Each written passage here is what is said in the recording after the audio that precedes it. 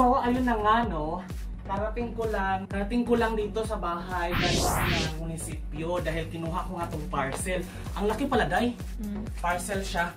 And then, i-share ko lang sa inyo kasi malaking tulong sa inyo dahil may nakita ako doon sa harap mismo ng munisipyong init. Grabe. Turn on aircon. Okay, turning aircon on. Sa harap ng munisipyo, merong paano si Mayor. Parang agriculture, keneme. So, kasi nga ngayon, di ba, naging issue ngayon yung sobrang mahal ng karne. Kasi ang pork ngayon is 400 pesos per kilo. Tapos binawasan, naging 370, 380. Dito sa ganyan sa palit. Beef, magkano ang beef, di ba? Tapos yung mga gulay, medyo mahal. Mayroon pa project si Mayor. Nadaanan ko siya doon sa gilid lang talaga ng harap ng munisipyo, doon sa PhilPost kung saan ko ito kinuha. I'll be unboxing this one also kasi this is important. Galing to sa isang brand na binigay sa akin yung item na to. So check out nyo lang to. Heads up ko lang, next vlog ko na to i-unbox. So ito muna yung ipapakita ko sa inyo kasi this is very helpful lalo na sa mga nagtitipid ngayon during pandemic kasi ito yung 120 po no? Ito ay magkano ito? 190. Ay yung cubes po magkano? Ito 160. 190. Isa po. Sa lettuce. 40 to? Dami ah.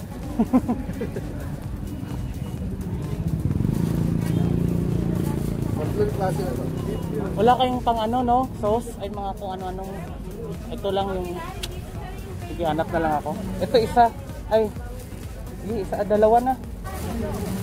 Mura. Kala ko nung Friday lang kayo.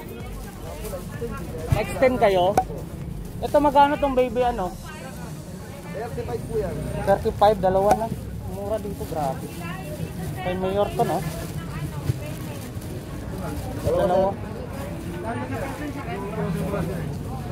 Ano to, pipino? Magkano sa pipino? 25. Sige, dalawa na. Tinanong ko kasi yung medyo paliit lang naman na palengke na hanggang kailan sila, sabi nila tuloy-tuloy naman daw until supplies last. Or kasi may truck doon sa likod na parang nagsusupply ba? May nakalagay kasi doon agriculture, hindi ko na-videohan, pero nakita ko lang siya nung pauwi na ako na para siyang agriculture. Ang mura talaga, dry, grabe.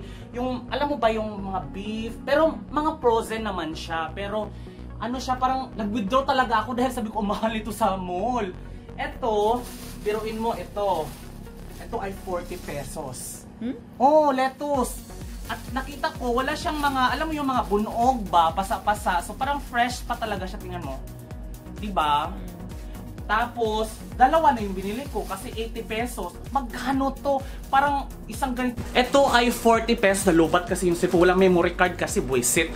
Ito, 40 pesos each. So this is 80 pesos. Imaginein mo kung magkano to sa ano, magkano to sa pag gusto nyo magsanggupsal, mga ganon-ganon. So perfect to. Gusto ko lang ipakita sa inyo kasi sobrang malaking tulong to, lalo na kayo pag taga Mandaluyong kayo. Kasi maraming taga Mandaluyong kasi na nanonood ng mga vlog ko. I-upload ko rin to agad-agad para at least meron kayong information. So ito ay 80 pesos, dalawa na siya, so 40 each. Ang dami niya, di ba?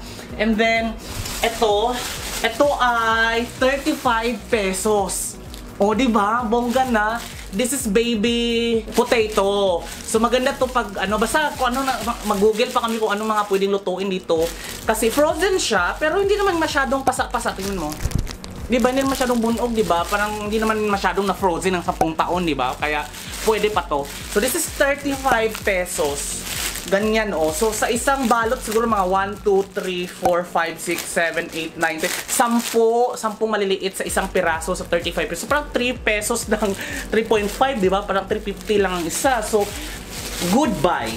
And itong next naman ay ito, pipino. This is 25 pesos. Mahal ba? Mahal na ba to? Or mas parang 25 pesos. Ito, 50 pesos dalawa.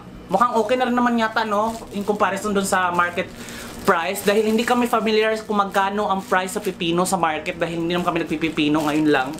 So, ngayon, tinry namin 50 pesos. Comment down below, guys, kung medyo nakamura ba kami sa pipino or medyo namahalan kami. Masaya talaga to. This is ground beef. Kalahating kilo to. Ayan, no? 0.5 kilogram. This is ground beef. This is just only amounting to 120 pesos. O, di ba? Bongga na.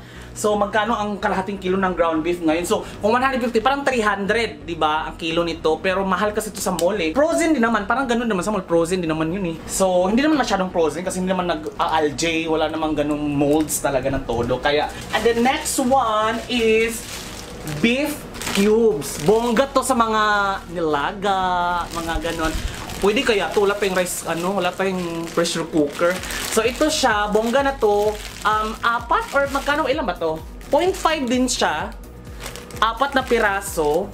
Wala kasing kiluhan dun, baka mamaya mas mabagaan pala to. Pero murang mabigat-bigat naman siya. Apat, so pwede pa natin tong hiwain ng apat na piraso sa isang ganito. So para mas madaling malata kapag anong tawag doon, nilagang baka. Tama ba? So, ano kayo pwede ito? Mga saging saba, merong lagyan natin ng repolyo, mga ganun. Sweet corn, na yung buo talagang sweet corn. So, pwede to. Bongga to.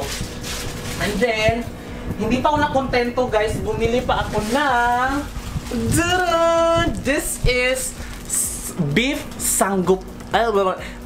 sangyupsal. So imagine niyo guys, this is just only amounting to 190 pesos. Ito yung ribs banda, di ba? Yung dito banda. So sobrang nipis niya. Pwede kaya to grill lang, pag sangyup ba grill lang kailangan, di ba? Tama ba? Pwede kaya to sa natin, teflon, no? Pwede luto. Luto, no, teflon lang. Tapos hindi ko pa alam kasi kung ano yung sauce ng pang sangyupsal. Kasi kumakain lang ako sa sangyupsal doon sa mga sangyupsal talaga, yung unlimited sangyupsal. Hindi ko alam yung mga sauce doon na masasarap. Meron namang Korean dito store. Familiar sa Korean store to, malapit sa doon sa Mercury Drug Store. Katabi. Titingin tayo baka may mga sangyupsal sauce doon or mga ganun. Perfect siya dito. Oh, di ba? So this is very perfect. Good luck mga mo yung unit natin dito ng sangyupsal. So yun.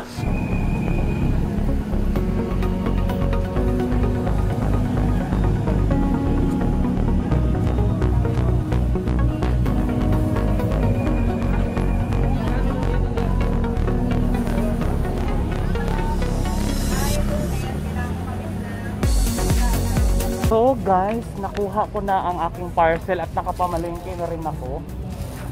Ay, nakapamalengke. Nabili ko na yung mga karne. Nakita ko lang to gilid dito sa Mandaluyong. Dito ako sa Mandaluyong City Hall. Ayan, so ngayon pa uwi na ako. Dito ako sa parking. Hanap ako ng tricycle na special direction na ng Urban Deca. So ayan, ito yung circle sa Mandaluyong Circle. Bigat, grabe. 600 plus.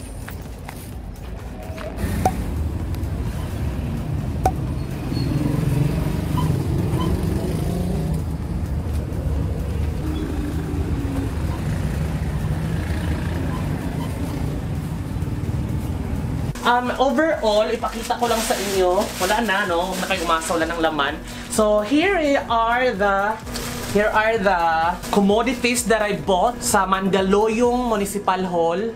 Naging palengke na dahil nga, di ba, mas mura doon. So, thank you so much guys for watching. Sana nakatulong tong vlog na to. Medyo hindi comprehensive, warla-warla lang ang content na to para lang makatulong sa inyo. At least, di ba, magtipid tayo ng medyo maghanap tayo, maging wise tayo sa ating mga gastusin, lalo na ngayon pandemic, yung income natin sobrang hirap pero ang expenses natin tuloy-tuloy pa rin. So, let's be resilient in the middle of the pandemic. So, live within your means without sacrificing doon sa mga protein na kailangan natin dahil mahirap din magkasakit at pag nangayayat, mahirap, di ba? So, may mga paraan naman no na hindi tayo magutom, just like this video na napanood nyo, sana nakatulong sa inyo. So, once again, this has been Jonathan Orbuda saying keep smiling because life is worth celebrating for. Bye! Dumating na po ang aking order from Shopee. from Ruel de la Cruz. Kachat ko lang to sa Facebook na meron siyang Shopee store na member siya sa bully community sa Facebook. So, nag-post kasi siya na meron siyang binibentang choker or quintas ng mga American Bully na kulay gold. Stainless siya, gold plated, pero stainless naman.